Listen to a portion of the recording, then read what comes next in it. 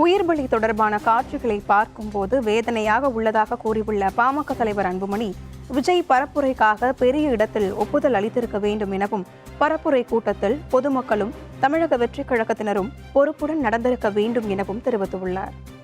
நடிகர் விஜய் அவருடைய கூட்டத்திலே நெரிசலில் சிக்கி இப்பொழுது வரை 40 பேர் இறந்திருக்கின்றார்கள். இந்த செய்தியை கேட்டவுடன் எனக்கு தனிப்பட்ட முறையில் மிகுந்த மனவேதனை, அதிர்ச்சி. இன்னும் அதிலிருந்து நான் மீளவில்லை. என்னை போன்று தமிழ்நாட்டில் உள்ள அனைத்து மக்களும் இதே நிலையில் தான் இருக்கின்றார்கள். இந்த சம்பவம் தவிர்த்திருக்கலாம். இன்னும் காவல்துறை சரியான நடவடிக்கை எடுத்திருக்கலாம், திட்டமிட்டிருக்கலாம். அதாவது நடிகர் விஜய் அவர்களுடைய கூட்டம் கடந்த வாரங்களில் நடைபெற்றது.